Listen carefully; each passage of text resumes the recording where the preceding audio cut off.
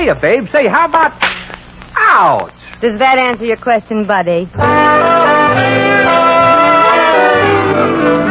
The Adventures of Maisie, starring Ann Sothern.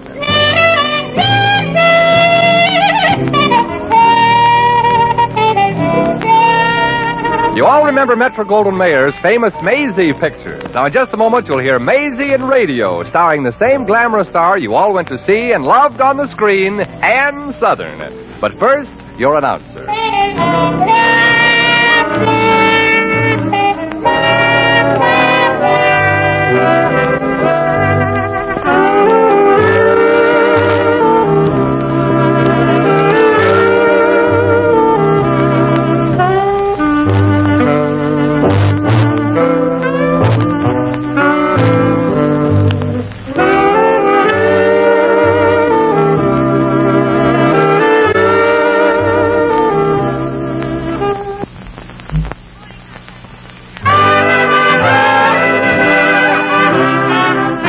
And now here's Ann Sothern as Maisie.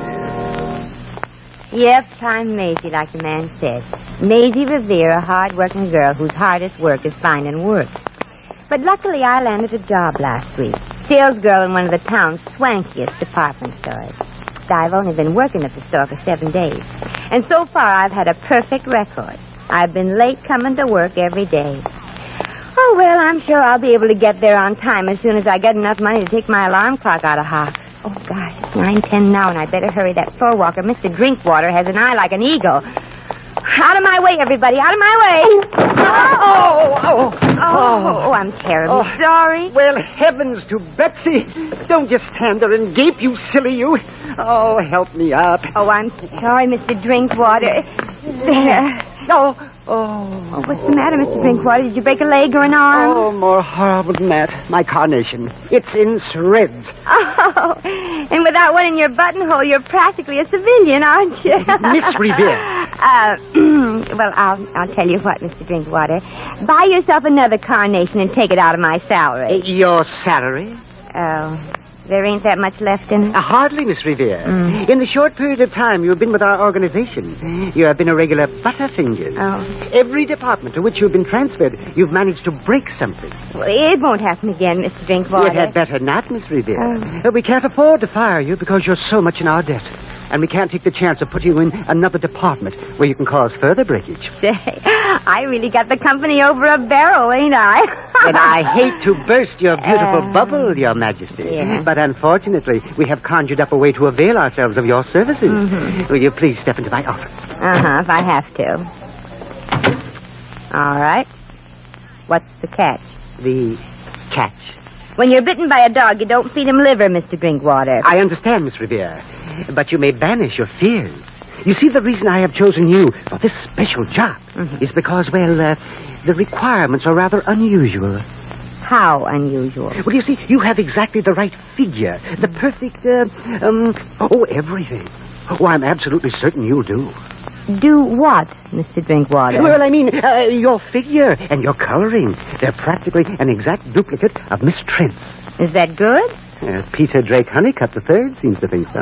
Oh, you mean Peter Drake Honeycutt, the rich society playboy that's always giving mink and limousines to chorus girls? Yes. You see, Miss Ravier, Mr. Honeycutt is marrying Miss Amanda Trent next week. Well, imagine that. Yes, she's a society girl from Los Angeles, and we have been commissioned by the bride-to-be to create her complete wedding ensemble. Oh, well, how nice. Now, Miss Trent happens to be a very busy young lady and insists that each flounce and ruffle of her wedding gown fits just perfectly. So you want to use my torso for her trousseau, huh? I abhor your organic way of putting it, Miss Ravier, but that's it exactly. You report at once to our Miss Fogel, head seamstress in our Bride Beautiful salon. Okay, Mr. Drinkwater, and thanks. Don't mention it. Gee, I've always wanted to wear a wedding gown, but I guess this is as close as I'll ever get to it.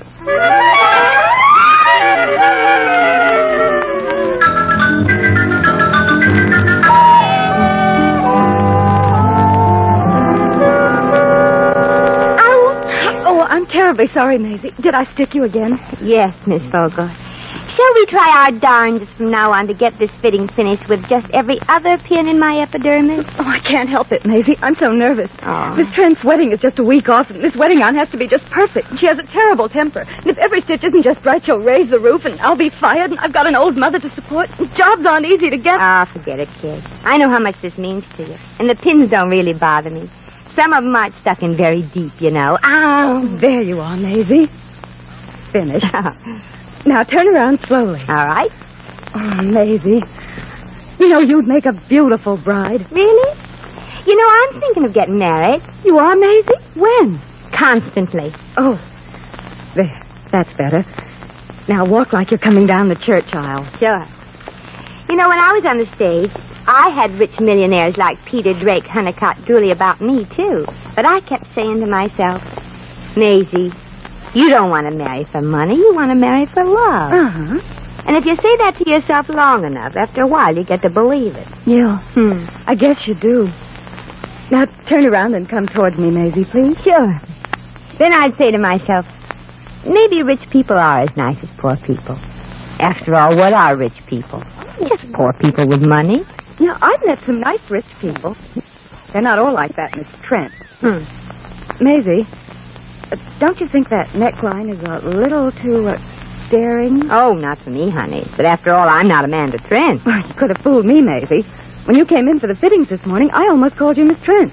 You mean I look like her? Enough to be her twin. Oh. Wait, I'll show you. There's a picture of Miss Trent in the society column of today's paper.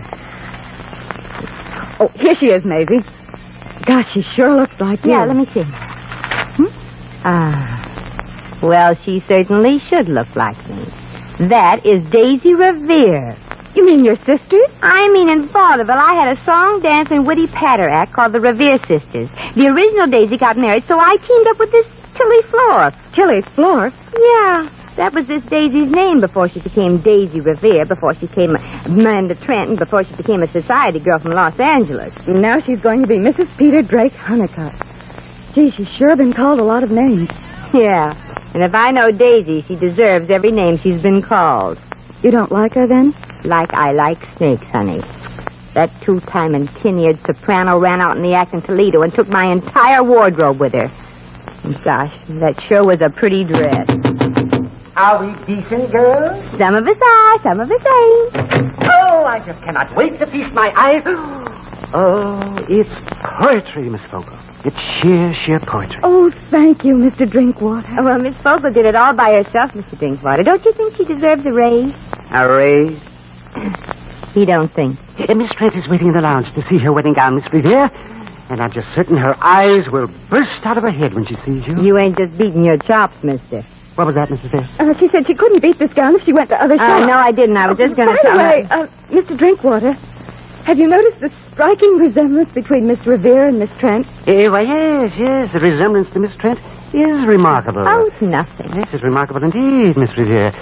Why, you could be taken for sisters. No, thanks, Mr. Drinkwater. I was already taken by her once, in Toledo. Maisie, Miss Trent is waiting. You'd better get... You know Miss Trent, Miss Ravier?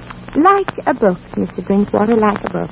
And I'm just dying to meet the little louse. Maisie. Los Angeles debutante again. That was a relief. What is a relief, Miss Fogel?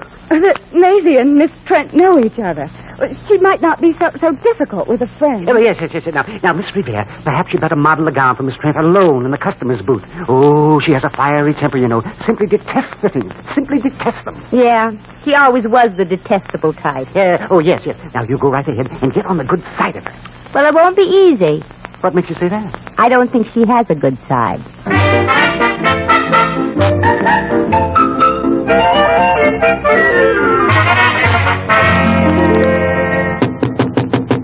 Yes? Whom is there? Whom? Why, just me, Miss Trent. A poor little hard-working girl who's been given the honor of modeling your lovely wedding gown. Oh, come in. Why, it's beautiful. Oh, hi. Oh. That's right. Oh, hi, oh, as in Toledo, remember? Such insolence. I have never visited Toledo, Miss. Don't strain your accent, honey. I won't give you away. You couldn't possibly, my dear. You see, even if you know me, Which you don't. I thought I did, darling. But people do make mistakes. I made one in Toledo. I left my suitcase unlocked. Well, some people are careless and they lose things. But some other people aren't careless. About things or husbands to be? Both. Yes? Yes, Mrs. May, Miss Trent. May we come in? Yes, we're just dying to see how you like your wedding gown. Oh, just a minute. Stop modeling, Maisie. That's what you're being paid for. Oh, certainly, Your Highness. And may I wish you and your sucker-to-be a long life. Why, thank you. I know being married to you, it may not be a long life for the husband, but it'll certainly seem like it to him.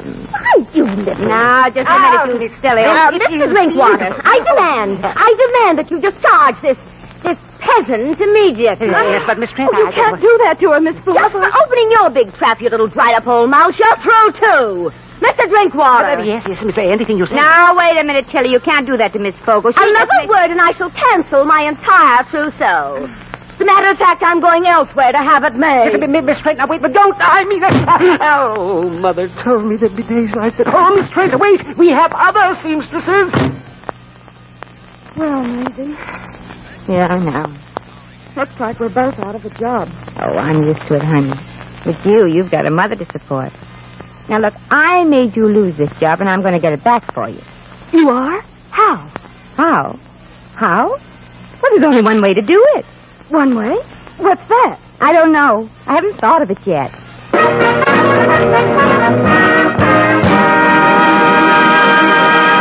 The Adventures of Maisie, starring Ann Sothern, will continue in just a moment.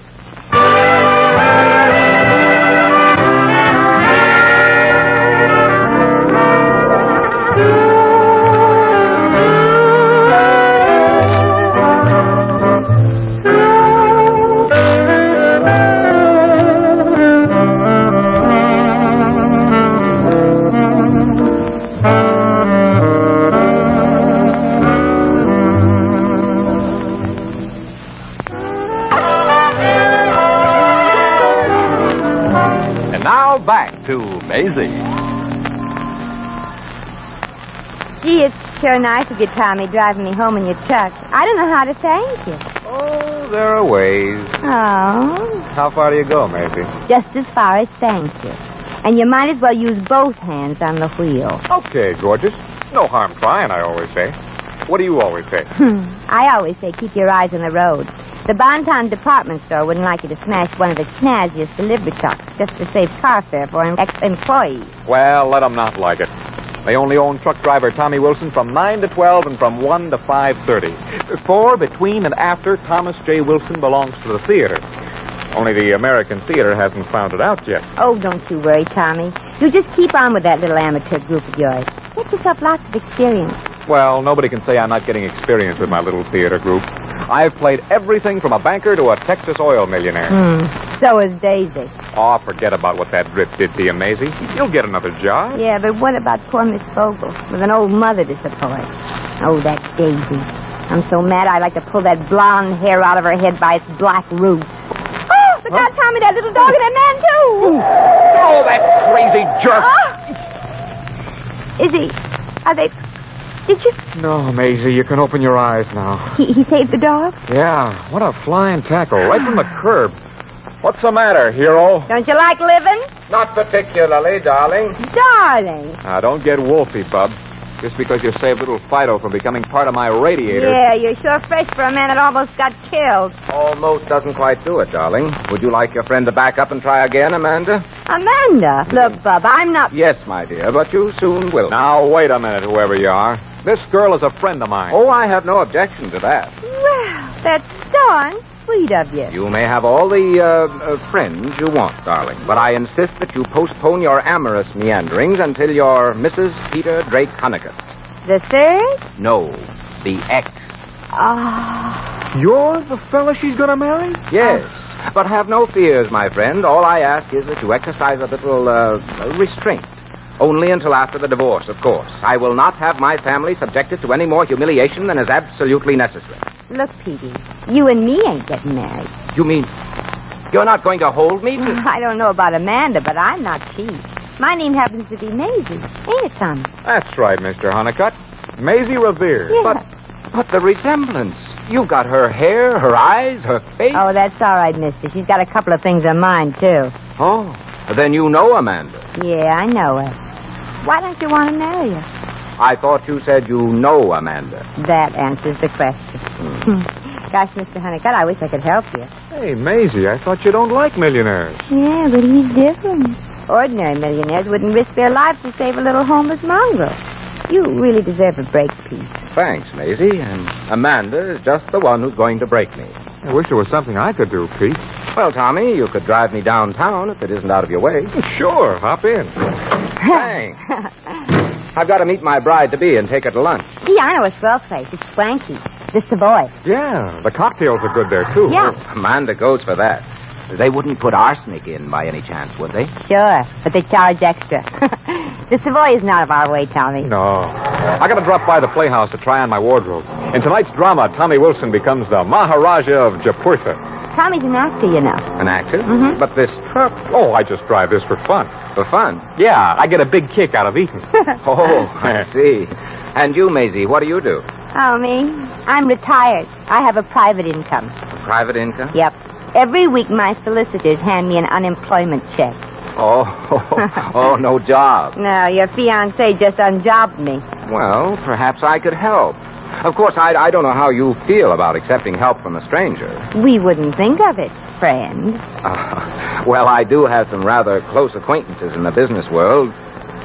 Maisie, how much would you work for? Yes. And Tommy, one of my best friends is a theatrical producer. And I'm almost certain... Would you care to put that in writing? Frankly, no. That's what got me into the particular little marital mess I'm in. Oh, that's it. You wrote letters to Amanda. That I did. Were they the kind that... That they were. So that's what Sister Daisy meant when she said nothing could stop her. She's got you over a barrel. Maybe I should feel flattered that dear little Amanda chose me for her groom. She has equally, letters from dukes, earls, and I dare say several assorted ex-kings. Yeah, I remember little Goldilocks always had a yen for royalty. Say, I'll bet she'd throw you over like that, Pete, if she had a chance to be a lady something or other. A something or other she is now. A lady she'll never be. Tommy, that's it, Maisie. I said something? Did he, Maisie? Well, it's a long shot, but I think I know that Amanda. She wants to have her cake unless yours is better. Pete, we're going to be at the Savoy for lunch, too. Who's we? You and me. Can you borrow it? Borrow what? Oh, don't fight me. That costume of the Maharaja of, that place that sounds like something spelled sideways. You mean Japurtha? Yeah, that's it. Tommy, get into that Hindu costume with all the trimmings and meet me at the Savoy. But what? Who? How? When? Oh, so many questions. I'll explain the whole thing as I think of it. Step on it, Tommy. I don't know what's up your sleeve, but I want to thank you, Miss, Just call me Rita Hayworth.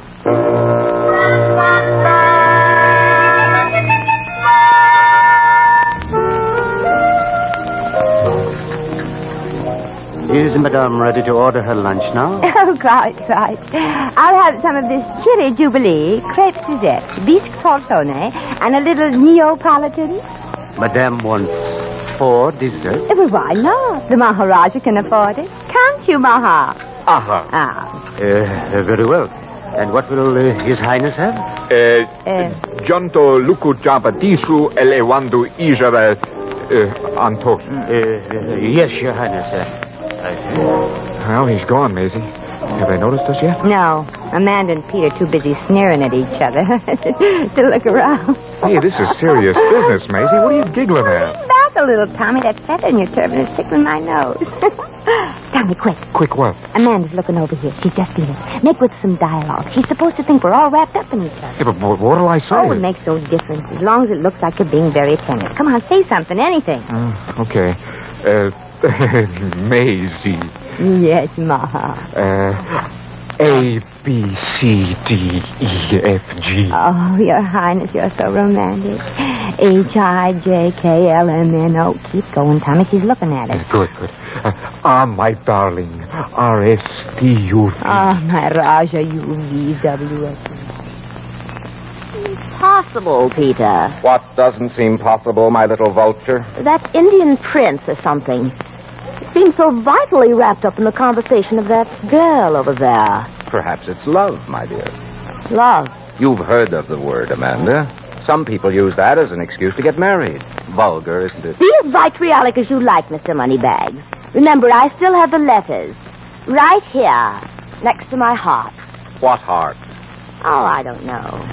I imagine I could be quite warm and vibrant for the right man. Like, for instance, the Maharaja of Japurtha there? You mean Maisie? I mean, that girl is latched onto a real Maharaja. One of the richest potentates in India, reputed to be worth some 300 or 400 million. 300 or 400? Oh. I'll be back, Peter. I hope not, darling. Not more than I, darling. Just going to part of my nose. A little shy. There she goes, Tommy.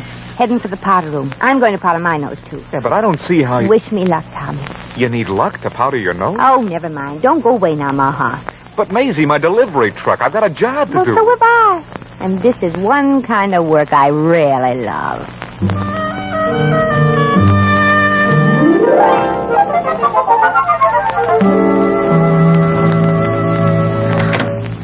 Well, if it isn't Maisie Ravier. Imagine meeting you here. Oh, why, Tilly. I mean, Daisy. I mean, Amanda. Imagine finding all three of you here in the powder room.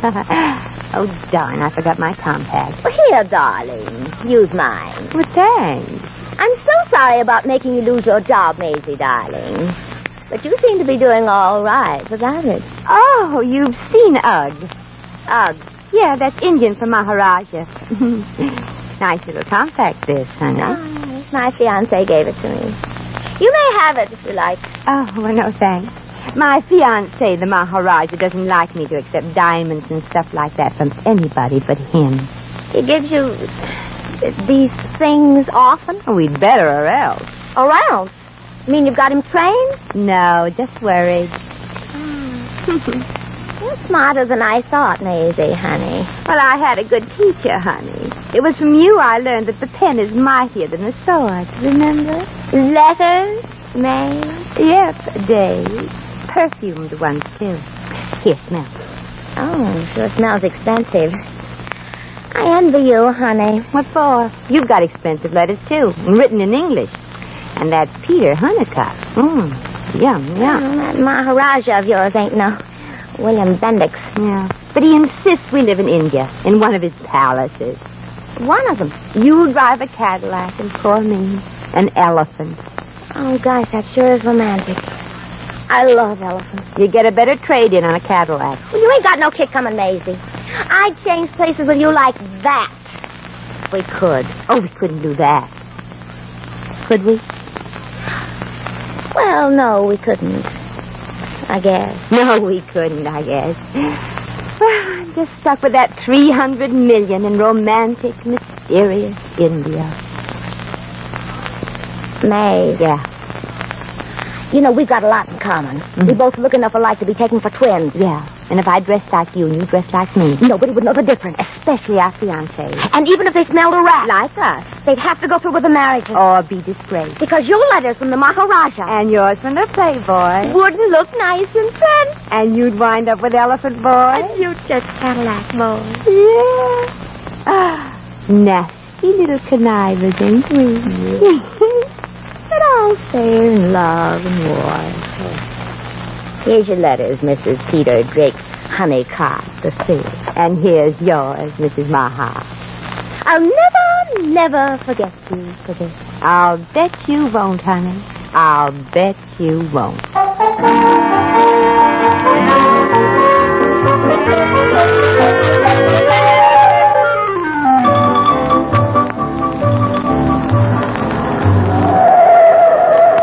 Take it easy, Maharaj. It's all over. Amanda can't get hold of you now. That's right, Tommy. Maisie, I'll never forget the look on Amanda's face when the waiter brought the check. Yeah, for $42. She turned as white as the tablecloth when I handed the check to her and said, "Pay this, honey. I'll wait for you outside in my delivery truck." Yeah. And when she came to and found nothing but a pawn ticket and 12 cents in my purse, did she holler blue murder? I wish I could be sorry for her, Maisie, but I can't. Well, Pete, you and she are washed up. Well, maybe Pete is washed up, but the princess won't be washed up for a long time. What do you mean? Well, $42 is an awful lot of dishes.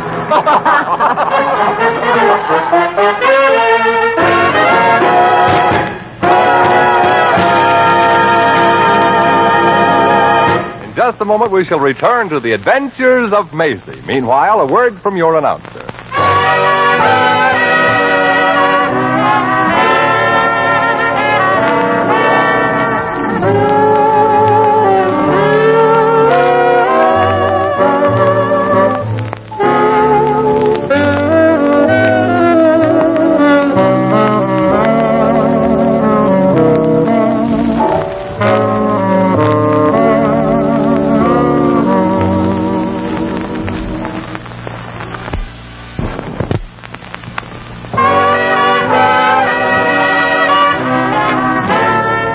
Once again, here's Maisie. Well, I turned the tables on that money-mad used-to-be-singing partner of mine. Now that it's all over, I wonder if she learned her lesson. Probably not, though. It's a funny thing. Some people think that money can buy anything.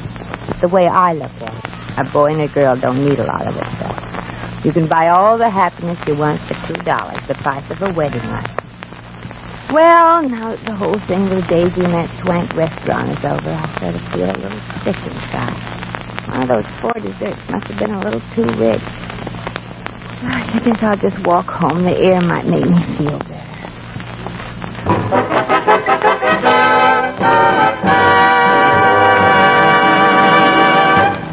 You have just heard The Adventures of Maisie, starring Ann Sothern. Maisie is presented by arrangement with Metro-Goldwyn-Mayer, producers of East Side, West Side, starring Barbara Stanwyck, James Mason, Van Heflin, and Ava Gardner.